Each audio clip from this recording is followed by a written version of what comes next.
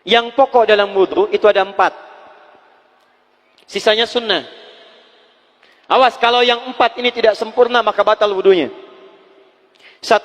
Faghsilu wujuhakum, basuh wajahnya. 2. Wa aydiyakum ilal marafiq, ini yang sering keliru. Kalau salat kamu ingin sempurna maka sempurnakan dulu wudunya. Awas, hati-hati Bu ya, Bu. Lihat baik-baik.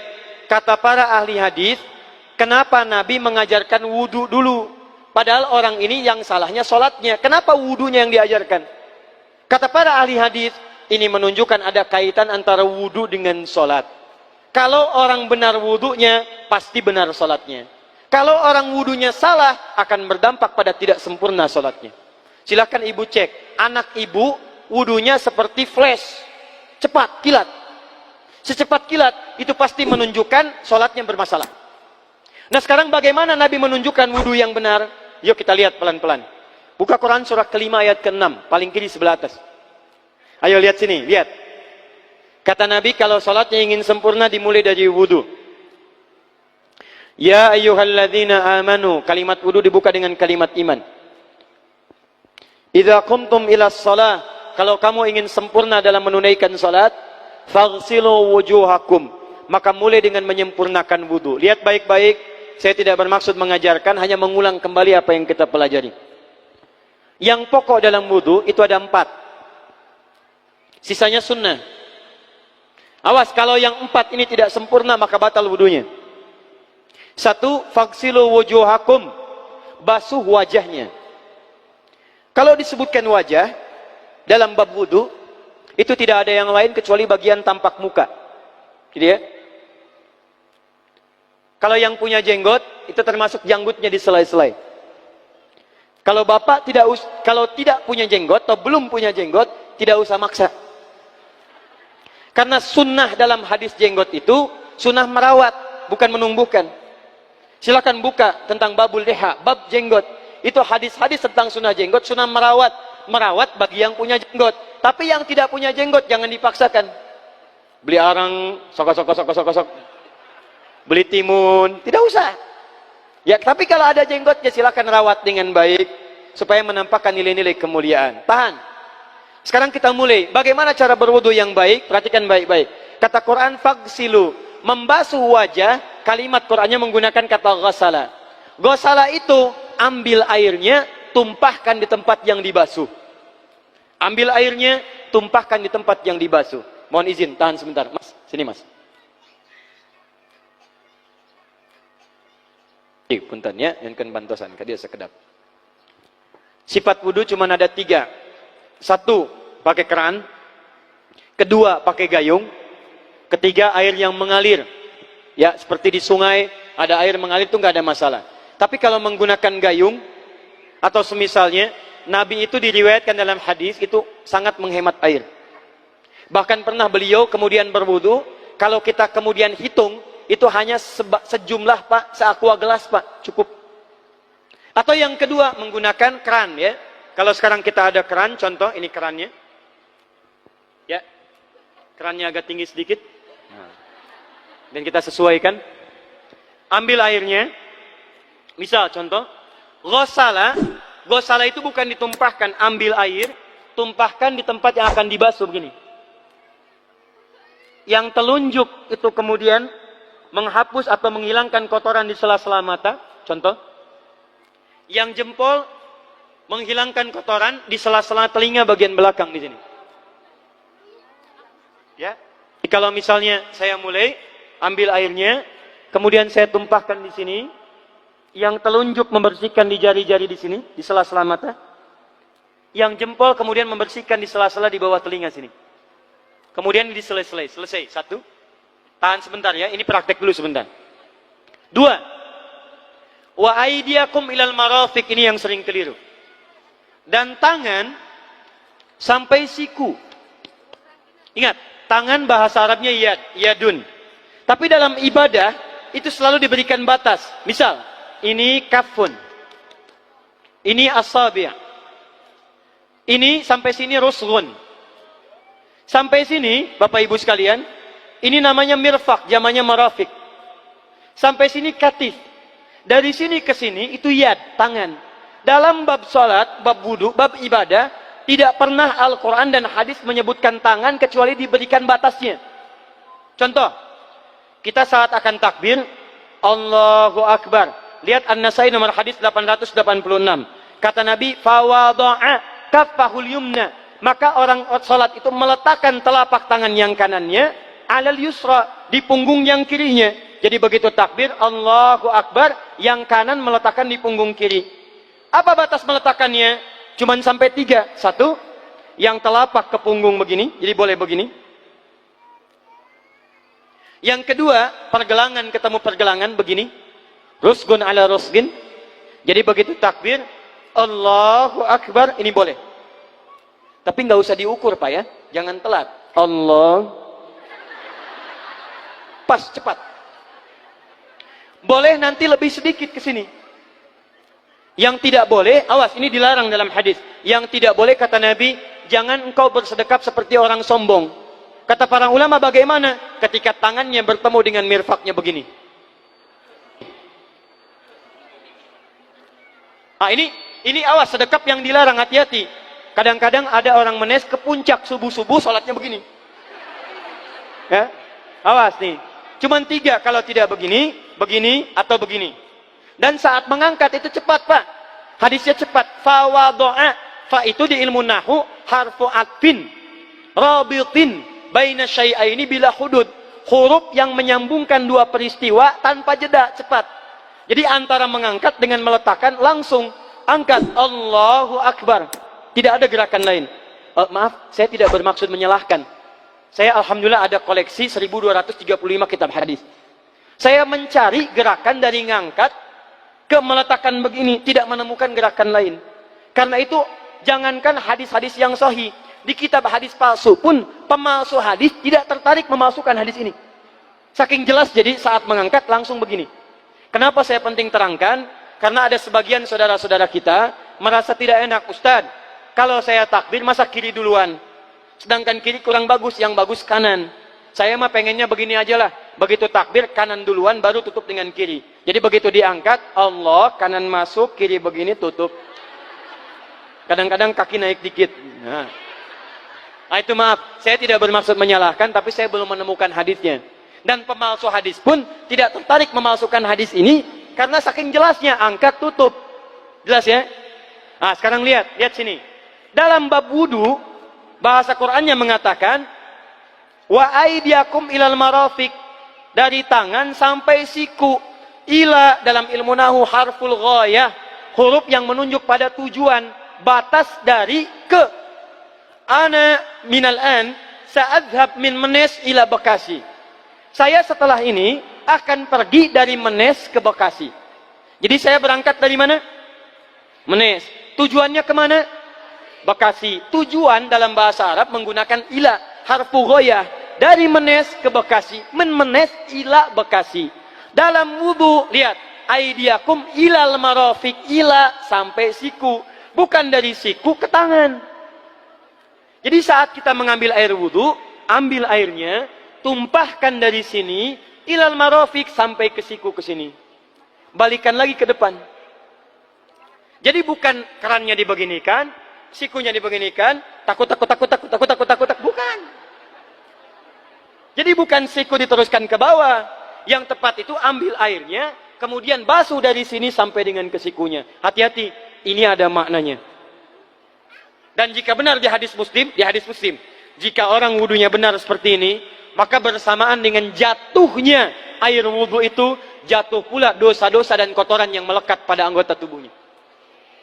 Tidak cukup dengan amin, nanti kita lihat dulu. Teruskan, saya baru caranya dulu nih. Awas. 3. Wamsahu biru'usikum. Wamsahu, lihat. Untuk wajah, pakai gosala, basuh. Tangan, gosala, basuh. Tapi ketika berpindah pada yang ketiga, wamsahu, berubah jadi masaha.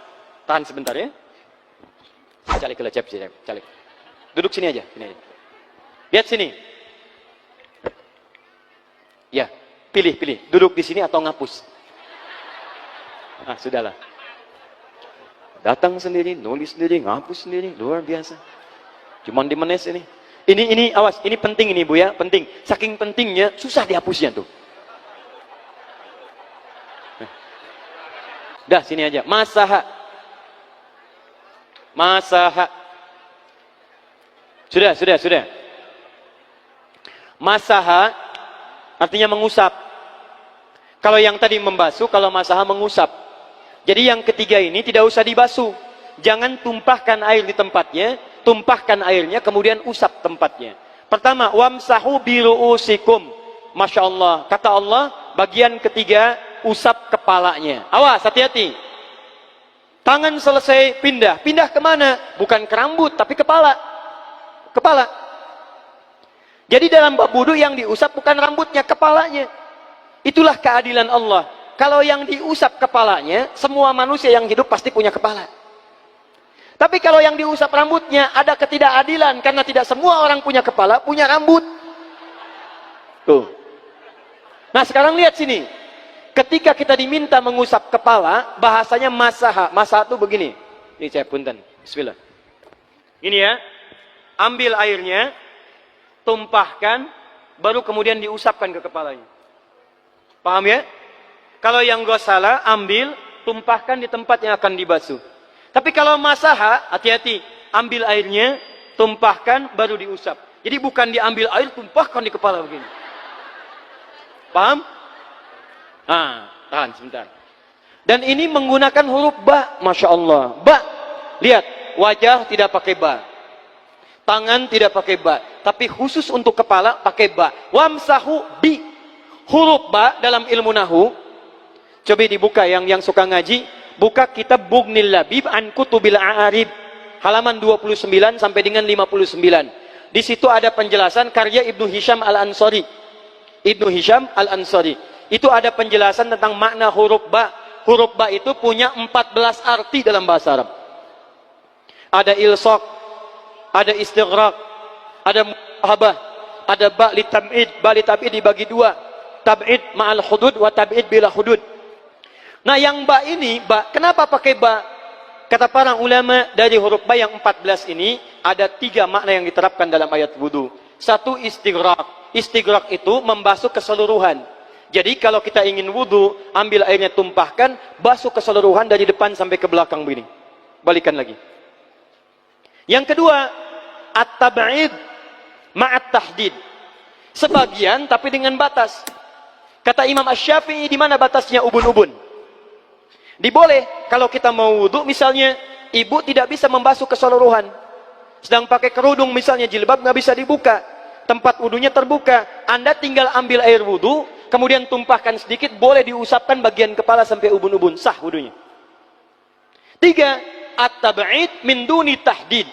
Sepanjang disebut bagian kepala, masuk kepala nggak ada batas. Ini kepala bukan? Ini kepala? Ini kepala? Nah, jadi kalau Anda berwudu mengusap bagian kepala, itu sudah sah walaupun bagian tertentu diusap di kepalanya. Kapan ini dipraktekkan?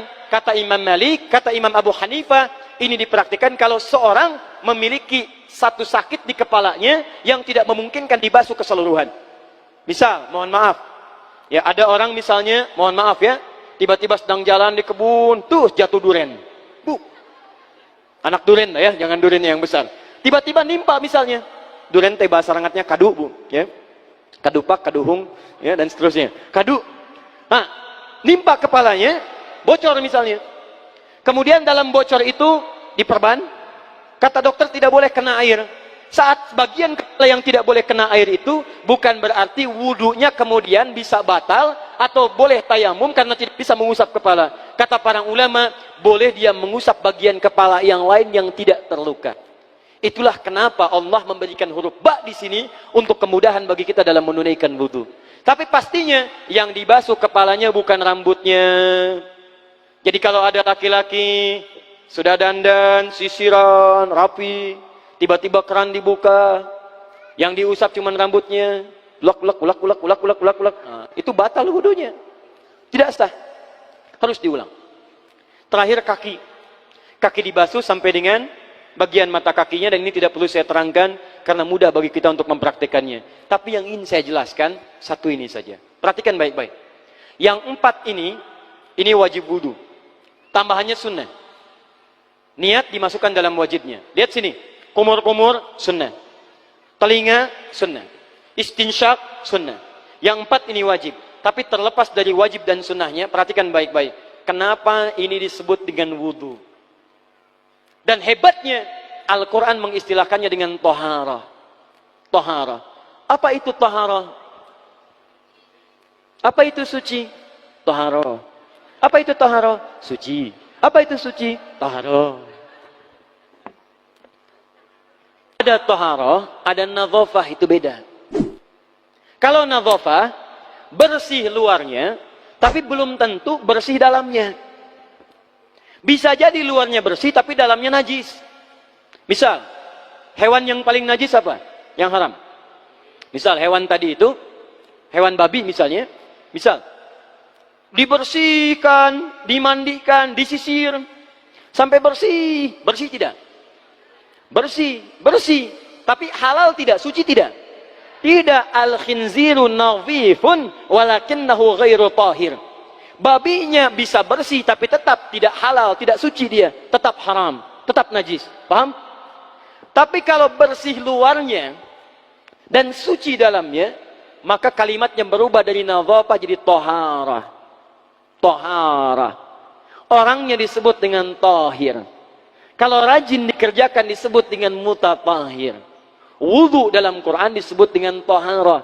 Seakan-akan memberikan pesan, maaf, orang yang wudu itu bukan hanya bersih fisik luarnya saja. Jadi kalau orang wudunya bersih, bukan cuma wajahnya yang bersih. Kalau wudunya benar, bukan kotoran di tangan saja yang hilang. Tapi mohon maaf, fisik-fisik dalamnya itu ikut suci. Fungsi tangannya jadi bersih, fungsi wajahnya jadi bagus, fungsi lisannya jadi bagus. Makanya kata Nabi, kalau orang benar wudunya bersamaan dengan air wudu yang menetes, maka tumpahlah kotoran-kotoran di bagian fisik-fisik tubuhnya. Jadi kalau kita benar wudunya kumur-kumur, kukumur, masukkan misalnya masukkan, keluarkan, bersamaan dengan keluarnya air itu, maka kotoran-kotoran di lisan pun ikut keluar. Tangan dibasuh, bersamaan dengan dibasuhnya tangan, fungsi tangan yang kotor-kotor itu ikut hilang. Hadis Muslim. Makanya orang yang setelah selesai wudu dia berdoa, apa wudunya? Apa doa wudunya? Asyhadu an la ilaha wa asyhadu anna Muhammadan Allahumma minat waj'alni minal, lihat sini, minal mutatahhirin, minat tawabin. Lihat. Bapak Ibu kan baru wudu, tapi kenapa doanya selesai tobat? Allahumma ja'alni minat tawabin. Ya Allah, jadikan saya termasuk orang tobat. Kita kan baru wudu, kenapa doanya baru selesai tobat? Sedangkan tobat itu mengakui kesalahan, menyesali kesalahan, dan berjanji meninggalkan yang salah, mengganti dengan yang baik-baik. Makanya kalau orang wudunya benar itu, begitu dia kumur-kumur, dia ingat kesalahan apa yang dikerjakan oleh lisan ini. Jadi begitu kemudian ditumpahkan airnya, hilang kotorannya. Maaf, yang suka mencela wudu, selesai wudu tidak akan mencela lagi, karena tobat dari celaan. Makanya kalau wudu Anda benar, coba ingat-ingat, siapa korban dari lisan Anda yang tajam itu? Apakah ibu Anda yang pernah menangis karena lisan Anda? Apakah ayah Anda yang kecewa karena kalimat-kalimat Anda? Apakah tetangga Anda yang menjauhi Anda karena kata-kata kotor Anda? Kalau tiap hari Anda wudu, tapi kemudian lisan Anda masih kotor juga, ada yang salah, Anda cuma menghabiskan air untuk menghilangkan kotoran di lisan. Itu tanda pertama. Tangan basuh. Makanya orang yang wudunya benar, tangannya tidak akan berbuat yang kotor lagi sampai ke ujung kakinya. Karena itulah ibadah ini disebut dengan wudu, seakar dengan kata dau. Kata para ulama, mereka sebagian mengatakan dau artinya cahaya, dau artinya sinar, dau artinya al-husnu, baik budi pekerti. Kalau orang benar wudunya, bertambah sinar di tangannya, sinar di wajahnya, sinar di lisannya. Apa sinar itu? Di dunia sinar-sinar amaliyah kebaikan, sifat-sifat baik, di akhirat pancaran-pancaran kemuliaan. Satud'a ummati yaumal qiyamati ghurral muhajjalin. Akan dipanggil umatku di hari kiamat dengan banyak cahaya melekat di tubuhnya. Tangannya ada cahaya, matanya ada cahaya, wajahnya bercahaya, kakinya bercahaya. Cahaya apa itu? Kata Nabi, min atharil wudu, dari bekas wudunya. Jadi kalau kita benar wudunya, itu kita jadi orang baik. Ada cahaya kebaikan dalam diri kita. Itu yang disebut dengan tawabin. Makanya kalau bapak ibu tiap hari wudu, Allahumma ja'alni minat tawabin. Tapi mulut tidak tobat, tangan tidak tobat, kaki tidak tobat, ada yang salah dengan wudunya. Waj'alni minal mutatahhirin. Jadikan saya orang bersih dan suci. Jadi kalau selesai wudu, pakaian bersih, wajah bersih, tangan bersih. Ini pakaian bersih, pakai jas, pakai dasi, tapi tangan tidak bersih, korupsi juga, mencuri juga, menipu juga, ada yang salah dalam wudunya. Kalau kita bisa mengerjakan wudu ini dengan baik, maka naik status kita. Disebut sebagai, langsung oleh Al-Quran, disebut hamba yang dicintai oleh Allah subhanahu wa ta'ala. Di Quran surah kedua Al-Baqarah, ayat 222. Saya tutup, lihat ayatnya, di ujung ayatnya. Innallaha yuhibbut tawwabina wa yuhibbul mutatahhirin. Sungguh Allah akan sangat mencintai orang-orang yang tobat dan orang-orang yang terbiasa untuk bersuci. Kita selesai wudu mengatakan, Allahumma ja'alni minat tawwabin waj'alni minal mutatahhirin. Dijawab oleh Allah, innallaha yuhibbut tawwabin wa yuhibbul mutatahhirin. Karena itulah orang yang rajin wudu adalah orang-orang yang dicintai oleh Allah subhanahu wa ta'ala. Jadi kalau bapak ibu, maaf ya, sekarang cek. Kalau batal wudu, pengen wudu lagi. Tidak hanya saat sholat. Sekarang batal wudu, ingin wudu. Batal wudu, ingin wudu. Itu tandanya bapak ibu sedang mendapatkan cinta dari Allah subhanahu wa ta'ala. Tapi hakikat cintanya bukan pada wudunya, tapi berubahlah orang itu menjadi baik dan dekat dengan Allah subhanahu wa ta'ala.